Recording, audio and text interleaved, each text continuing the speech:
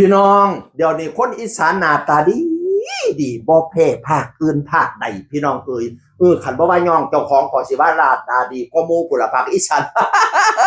เป็นพระเอกระดับประเทศเนาะบัดนี้นี่ในวงการหมอลำตั้งแต่กี้วงการหมอลำก็ว่าหมอลำผู้ให้เนาะตั้งแต่กี้เดี๋ยวนี้นะหมอลำดารานะคะหมอลำพระเอกเด้อบ่แม่นธรรมดาหนึ่งในนั้นที่จะนำเสนอคือศิลปินจากหมอลำศิลปินภูไทยไปเสิร์ชสายอยู่กรุงเทพมหานครติด30คนสุดท้ายกับการแข่งขันนายแบบนักแสดงเวทีระดับประเทศ The Face Men Thailand ซีซั่น4น้องการ์ตูนหรือว่าอากาตุงหรือว่าการ์ตูนพระเอกหมอลำศิลปินภูไทยสู่การประกวดเวทีระดับประเทศรายการ The Face Men Thailand ซีซั่น4ออกอากาศทุกวันเสาร์เวลา 16 นาฬิกาเริ่มวันที่ 7 มีนาคมนี้พนาวาทางช่อง3โอดเข้าไปเป็นแรงเชียร์แรงใจให้น้องการ์ตูนพี่น้องอากาตุงซื้อเฟซแล้วนะรอสุดเจ้าเข้าไปช่องเบิ่งแม่มารอคักรอแน่เถอะพี่น้องบ่ได้ถอดเสียออกสิแพ็คเป็นล้นว้ายสาวน้อยสาวใหญ่เห็นนี่ว่าหัวใจจะละลายพี่น้องน้ำลายไหลอยู่โยดพุ่นล่ะคนอย่างมารอคักรอแน่แต่อีพออีแม่ก็อากาตุงศิลปินภูไทยสลัดลุกหมอลำผงาดเข้ารอบ30คนสุดท้าย The Face Men Thailand ขยี้ข่าวบันเทิงนำเสนอหลายช่องข่าวก็นำเสนอพี่น้องถอดเสียออกแม่พี่น้องนี่พี่แม่บ่ตุอีพออีแม่ก็คอยสิช็อกบัดนี้ออกกำลังกายเนาะออกกำลังกายพุ่นน่ะกล้ามเป็นมัดพุ่นน่ะเขาเจ้าดูแลหุ่นดูแลอันความรอเหลาเอาการหน้าตานี่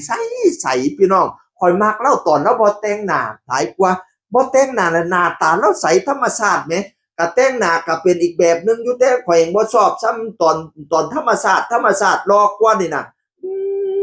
หล่อธรรมชาติไม่ต้องเสริมเติมแต่งเลยนี่นะพี่น้องแห่งสุดแต่ละสุดเนาะโซ่หน้าอกโซ่ซิกแพคนี่ขาวจูนพุ่นขาวเป็นไข่ปอกขาวเป็นดอกไฟขาวเป็นลูกจิกว้ายคุณนะวันน้องก็เป็นวันน้องชัวคนอย่างมาหน้าตาดีแท้หน้าตาดีๆจังสี่ย้ำขี่ได้เบงบ่บางหลาคำเพลงอีพอกดเกี่ยวเขียวมุตันพันมุดอนอย่าปั่นเข่าบายจะคำเด้เนาะใส่สูตรเพชรเขาว่ามันเทพบุตรเทพดาอากาตุงน้องการ์ตูนผู้นะอยากฝ่ามาดินอีพอขอดช้อนพี่น้อง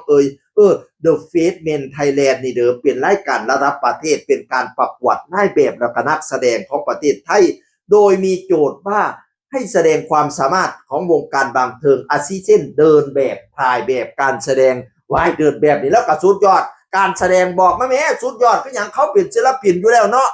รอลุ้นรอเชียร์ด้วยกันว่าน้องการ์ตุงจะไปถึงรอบไหนตอนนี้รอบ30คนสุดท้ายพี่น้องให้มันได้เข้าฮอดรอบ5คนสุดท้ายพุ่นน่ะดอกคักรอแน่อีพออีเมฆดอกมันนี่ตอนที่อันศิลปินผู้ไทยเขาจองร้องเศร้าเลยแล้วบ่เคยขี้ค้านอันอยู่แม่ฟังงานแล้วบ่เคยนั่นแหมน้องเตยอภิสิทธิ์เป็นคนร้องนั่นแหมแล้วการอันซุ่มพระเอกนี่เขามาถอดเสียเต้นมาเนี่ยถอดเสียโซ่ซิกแพคเต้นหรอไปเบิ่งเด้อศิลปินผู้ไทยมีแต่คนหล่อๆพี่น้องพูดพวกบักโง่บักเตียงมือบักโตนเข้ารอบ30คนสุดท้ายเป็นหน้าเป็นตาของวงการหมอลำหนึ่งเดียวเท่านั้นที่เข้ารอบคือน้องการ์ตูนนี่แหละพี่น้องอากาตุงศิลปินภูไทยพุ่นน่ะบัดจิตบัดใจค่อยเข้ารอบ5คนสุดท้ายเด้อเป็นหน้าเป็นตาของคนอีสานบ้านเฮาเป็นหน้าเป็นตาของหมอลำบ้านเฮาพี่น้องเสียอย่างสุดขีดข่อยพี่น้องข่อยเสียคนอีสานเลือดอีสานบ่ทันสิ้นศิลปินเมืองอีสานต้องโดดเด่นเป็นสง่าพี่น้องเสียงคนเก่าเว้าสู่ฟังสวัสดีครับ